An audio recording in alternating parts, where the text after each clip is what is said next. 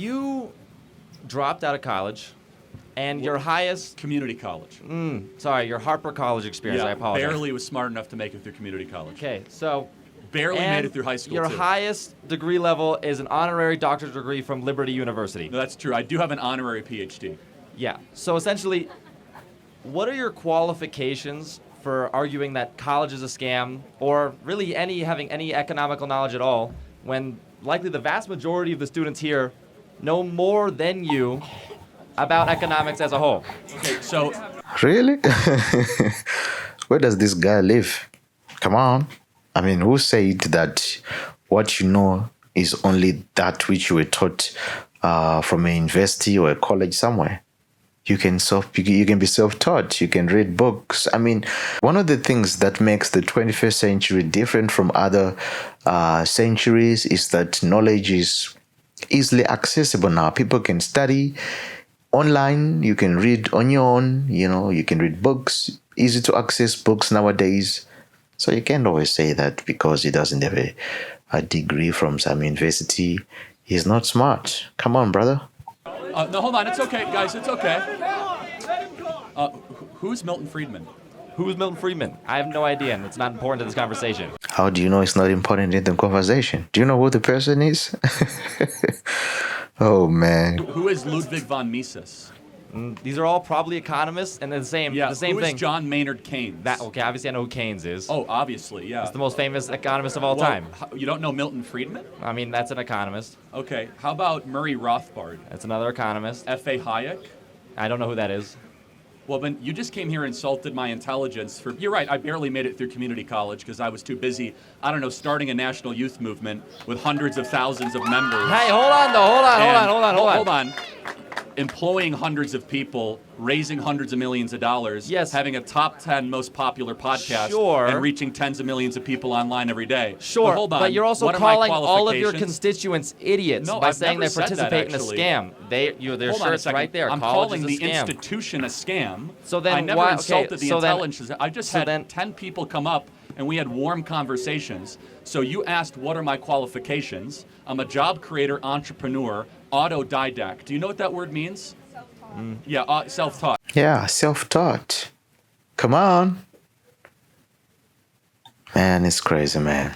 I mean, even some of the great billionaires now, Bill Gates, college dropout, Zuckerberg, college dropout. Come on, brother.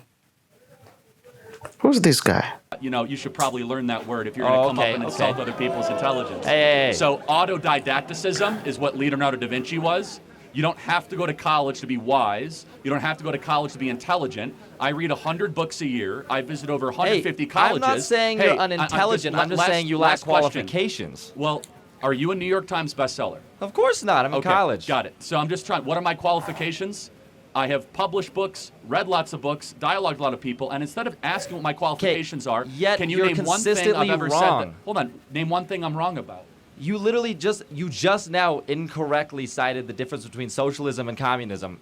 While you yourself... How so? What did I do? How so? You claimed that Russia was socialist. Russia was never socialist. The Soviet Union was socialist. No, it was a communist nation. There is a significant difference between the two. Why did Lenin say that socialism is the gateway to communism, and he was self-described socialist in his private treatise and documents in the Russian Revolution? Lenin was overtaken by Stalin.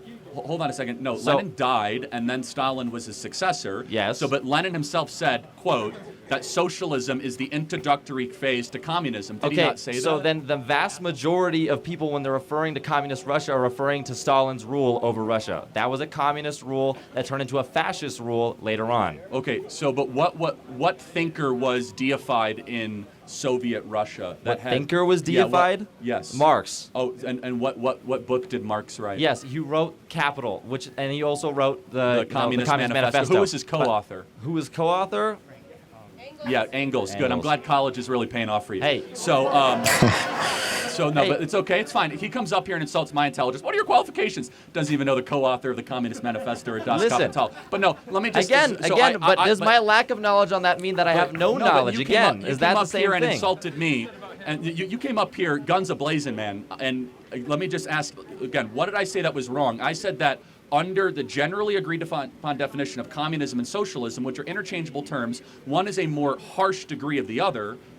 is that the elimination of the family, the elimination of private property, and the deprivation of basic human rights such as right to speech, right to assembly, and right to worship, how is that not a good definition of communism or socialism? That explains fascism better. Well, but in the Communist Manifesto, Marx said, quote, "We are here to destroy the nuclear family and eradicate the family because it was the original oppressive, tyrannical structure." He said religion is the opiate of the masses and that private property must be eradicated. I have just now documented all three of those with evidence back to original source documents. And then in practice, Russia did all those three things when they were the Soviet Union. So where am I wrong? But then at the same time, if you claim that those are all negative things, then why do you practice certain things in the doctrines that you just stated? Well, I'm not trying to take people's stuff away. I want people to have bigger families, and I want churches to remain open. Yeah, but the thing is So how do I practice? No, but your biggest point that everyone here is for is that you're a potential white supremacist. So. What evidence do you have that I'm a racist? I was just literally watching a video of you talking about whiteness as a whole, talking about whiteness as a concept, okay? And you were trying to explain how white privilege doesn't exist. Correct, it doesn't. You are a white man. How do you know? Because I have eyes. Because you have eyes. That's and not I a description. Reason. So what can a black person do that I can't do in America, or what can vice a black versa? person do? What can I do a black person can't do? Let's should say. think of some history right here. Let's go through the history of redlining. I don't need a history. I don't need to listen. No, you're talking about white privilege. You do need a history lining. Clearly, you need a history lesson. I know your talking points better than you do, and I've read all the literature that you have. I've probably forgotten more about the literature. History affects the present day as well, and you know that's true. If you went to college, you would know. Well, hold on a second, but let me. So then why are you wearing the college of the scam shirt? Drop out. Well, because you could. It's because you don't believe your own beliefs, and that's what I'm saying. Well, you can admit something's a scam and still get through it. That's why he's wearing it. Okay. Why? You could feel like you're getting ripped off by an airline and still want to get to New York. That's not what we're talking about anymore. Like you're like, I'm getting ripped off by a $1,000 ticket, but you still get on the airplane. Like it doesn't make you a hypocrite. It means that the people are ripping you off, and a lot of you are getting ripped off. But no. So as far as white privilege, just without the history lesson of Jim Crow, segregation, imperialism, colonialism, slavery, all the stuff that I know that you're going to say. But just concretely, in America today, what can a white person do that a black person can't do? Black applicants to jobs are 50% less likely to get jobs if they have a black-sounding name. That's not even close to being true. That's not even close to being true. That is a literal... In fact, it's the opposite. I'm not going to argue your lived experience. I'm not going to... No. See, now you have to listen to him under your rules because a black person is going to say you're wrong. I am. He can say I'm wrong. I know. Come on up to the mic. I know. I read your. My name's Keemon Dixon. I have a really black name. Please tell me how 50% of my internships have been denied when I've worked for Senator Mike Lee, Mayor Trent Sachs, Speaker Mike Schultz. Hold on. I worked for a Congressman, Burgess Owens. I've actually worked on his campaign. I've worked on the campaigns of John Huntsman Jr. Please tell me how my black experience and my black name has not given me shit. Go ahead. So. Oh man, that's sad. Look at him now. I mean, oh man. Why? I just don't get it. Why some people, they put themselves in such a situation or position? Obviously this is a guy who's arguing with other facts. Pretty much that statement that black sounding names, they're not gonna get jobs. Probably he heard it from someone, and he has kind of like borrowed it to also use it in this instance. But to his surprise, there's actually a guy who's saying, "Tell me when I failed to get a job because of my name," and that guy happens to be black. It's crazy. I think that's one of the challenges or the problems that is created by the mainstream media, that constant flow of lies and propaganda, seeking to always divide. And it's actually sad. And also, even for starters, I think it's not good. I mean, why?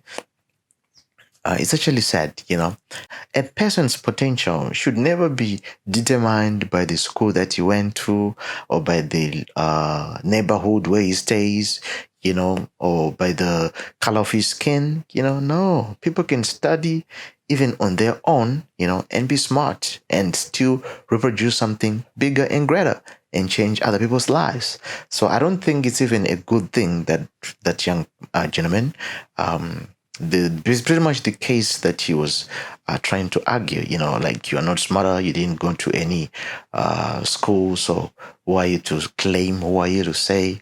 No, man, that's not how the world works, man. That's not how the world works. You see, it's just wrong. Well, ladies and gentlemen, thank you so much for joining me again today. I'll meet you again in the next one. So bye-bye for now.